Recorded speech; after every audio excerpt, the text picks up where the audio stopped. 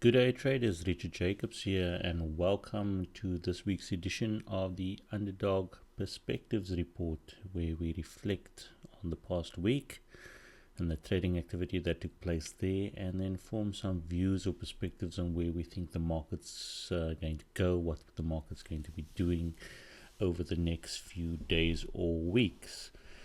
Now, you'll recall in last week's report, we said that the week was going to be quite a difficult one, and it was quite a difficult one to call in the sense that the trend was and does still remain to the upside, but we did feel that there's some level of toppishness creeping into the market, and that we wouldn't see expansive moves to the upside, and potentially we'd see some retracement into the tail end of the week that was past. And that's pretty much what played out over the course of last week. If you look at the daily chart of the top 40, which we have up on the screen, we had further upside, but not much at all. And then the market put in these daily candles with wicks to the upside, and with the stochastic also being overbought at that point in time, it wasn't difficult to see that we would have that retracement playing out into the tail end of the week, which is actually what happened. So we had a bit of a retracement playing out, and we now find ourselves in quite an interesting position in the sense that we've had the stochastic work off its overbought position quite rapidly. It's pushing down really hard over here, and may, depending on the trading action in the start of the new week, may push into this oversold area over here. But at the same time, we haven't really seen, we've had a retracement, but it's not been an exceptionally deep one. The market's pulled back into this 23.6 Fibonacci level, this retracement level of this last leg of the move here. And it's pretty much hanging on at the moment. We've Friday actually ended with quite it's not a massive candle, but it's got a bit of a tail to the downside over here. So we haven't really seen the push down into the 38.2 and potentially the 61.8, which we'd highlighted to our daily subscribers. And if one now starts looking left and looking at the structure that is in play here, let's just do that. I mean, if you look at the 38.2, that would have been a fairly logical level. Just looking back at previous structure, going back to August last year, that would have been a fairly logical level for the market to pull back into and potentially consolidate from. We're not discounting that could happen, but just with the candle in play here, there is a potential that the market could just rally to the upside after clinging to the bottom end of this 23.6 level, Fibonacci level here. So a bit of an unusual area for the market to start its continuation move to the upside from, but certainly something we're going to be keeping our eyes on. From a volatility perspective, nothing new. We're just continuing to see this normalized ATR dropping off to the downside.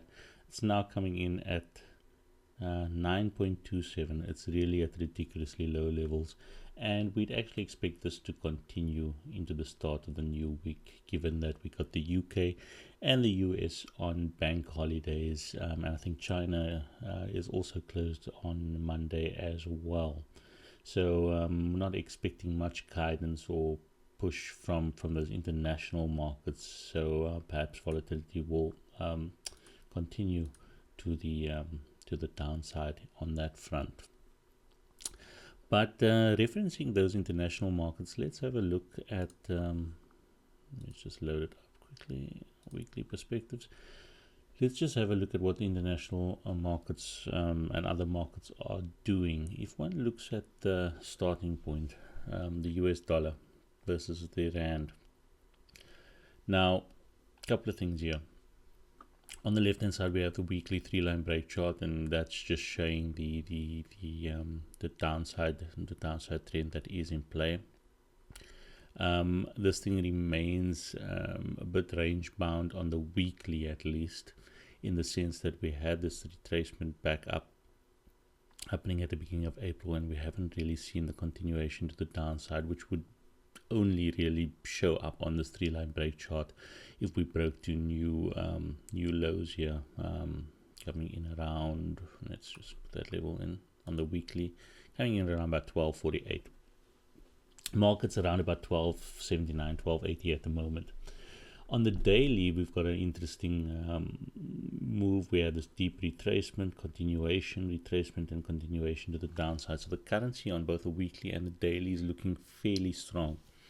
Now, the thing to highlight with the rand is a lot will depend on what happens in potentially in the very short term, with a lot of politics playing out over the course of the weekend, a lot of news breaking, a lot of uncertainty in this space. So the rand can go either way, and it can turn on a dime, and that's really going to be a driver within our market. So you've got to be very wary in terms of not only, trading the currency, sure, if you're a currency trader, but also in terms of trading the top 40. Got to be very aware of the news flow and the impact on the market via the currency. So really the rand's going to be one of the primary drivers of directional bias in the week ahead. If we look over at the US market, suppose no surprises there. We continue to push to the upside. The S&P is well clear of the 2400 level at the moment, and looking pretty relentless as it's been for the past 6 months on the upside. So really the US markets are continuing to push the upside and holding international markets up in that sense. If we look over at the oil market, oil's looking a bit messy. I mean, we've got this retracement which we highlighted on the weekly playing out. On the daily, we had that break to the downside, which happened in the beginning of the month, and we had a retracement, and now we're seeing a continuation to the downside. And so a bit of mixed signals there between the weekly and the daily charts, but certainly oil in the medium term, I say, is looking fairly bearish. And should we see a break and close below that $45 level on the weekly, that would be exceptionally bearish for the oil markets. If one looks at the gold market, we've got the upside playing out here. We have the move to the upside on the weekly, retracement, continuation to the upside, and that's just continuing to push up on the weekly. And similarly on the daily, we have this break to the upside happening here. We had quite a deep retracement and then a continuation move to the upside. So on a weekly and daily basis, the bias in the gold market is to the upside, which again could be indicative of some risk of playing out in the international markets. So I mean, if you put all of that together, you've got a strengthening rand, sure, although as I said, that is something that needs to be monitored closely and can switch very, very quickly. You've got a oil market that's got downside bias, and you've got a gold market that's got a downside bias impact on our local top 40. So really all of those are playing into a space which says there's further downside in terms of the top 40, while the S&P is pushing to the upside, which is providing potentially some kind of an underpin to our own local market as well, which I think is also why you're starting to see some of this this kind of structure playing out on the daily top 40. In the absence of the S&P, I think our retracement at this stage would have been quite a bit deeper than what it currently is. But with that S&P providing that underpin, it's holding the market up to a certain extent. Now, two ways that can play out. If the S&P were to weaken, with all the other markets also playing into a bearish trend, then certainly we'd see a much deeper retracement playing out over here. Conversely, if we get some kind of news flow playing out on the political side, which weakens the rand, and that then starts moving in step with the upside on the S&P, then we'd certainly see a continuation move starting to play out in the week ahead. So again, it continues to be a difficult market to call, and one just needs to be aware of that and be wary in terms of your trading, especially at the start of this week, where we've got a lot of the weekend news flow hitting the market, or it's hit the market already to a certain extent, but it's going to start unraveling over at the start of the week. And we've also got the US markets and UK market, as I said, that's closed early on in the week. So going into Monday, be quite wary in terms of your trading. And if it's an option, I would actually recommend just standing aside on some of the index plays in that market, until we can see how things are playing out. Having said that, what I thought I'd also do, which I don't generally do on the perspectives report, but I mean it's Monday, it's the start of the week, is highlight a potential stock trading opportunity that we have on the radar in the Underdog trading room. So let's pull that up and see how we think that could play out. Okay, so up on the screen we have the daily chart of RMB. Going back to around about September last year. And what I really just wanted to highlight here is, let's just actually zoom out a bit more.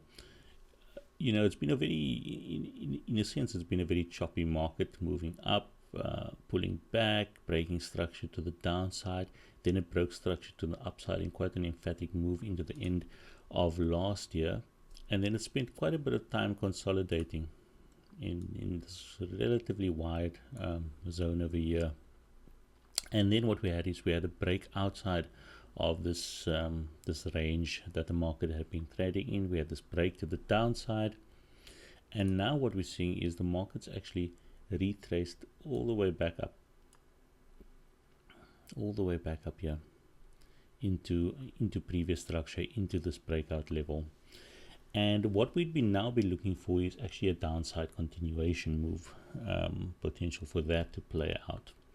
Now, a couple of things. One is I've highlighted two blue arrows over there, and really those are, about, when was this? This was on the beginning of May.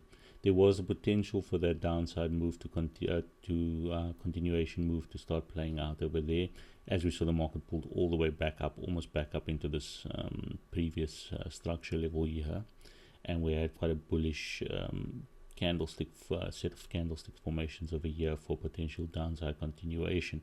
But instead the market rallied up again. Now if you are a trend continuation trader, you're going to have those situations, and I think this is also quite important from an educational perspective.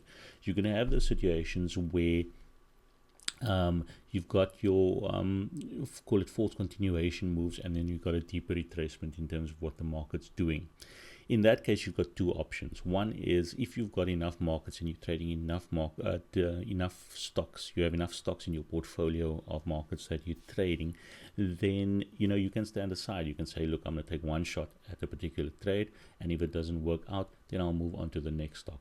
The other option is you can have re-entry criteria. In other words, you can say, look, the market pulled back, for example, here into the 61.8 per my rule set. We had a continuation move to the downside, market pushed to the downside, but then failed to the upside. And if we had our stops just outside that swing high over there, then we'd potentially have stopped out on this trade.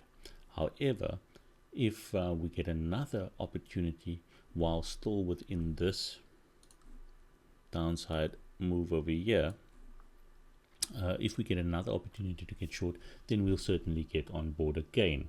And that's really the trade that we're highlighting over here. We've got this deep retracement happening over here. It's well within the 61.8,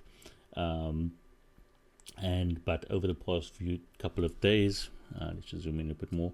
Over the past couple of days, we've had these candlesticks forming over here with fairly long wicks to the upside, which is indicative of further potential downside. So what we're looking for is really a downside continuation move over here. And one of the advantages to the re-entry way of looking at things is, you tend to get a potentially better reward to risk on some of your trades than you would if you, for example, take a entry of a rather shallow retracement, maybe of a 38.2. If you're operating close to, this should be close to the 78.6, you operate close to the 78.6 in terms of a continuation move, then you've got some potentially good reward to risk setups. So here, for example, we would put in our entries around on a push through, let's say 62.90. Let's just get those levels in. With stops going to be on a close outside of 64.40. Let's make that red. There we go. So you can see quite a narrow risk range that we're working with over here, with our stops just outside of that swing low level, and our entries on a push down through the bottom of this candle over here. And our potential reward, though, is we could see the market push all the way down to right over there. So this would come in as a, as I said, an entry value through 62.90 and targeting something like, let's call it 55.40s there. So you can see this is a great reward to risk potential setup.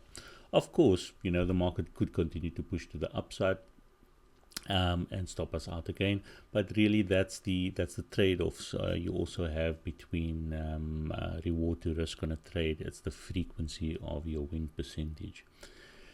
So that's something we'll eyeball going into the start of the week.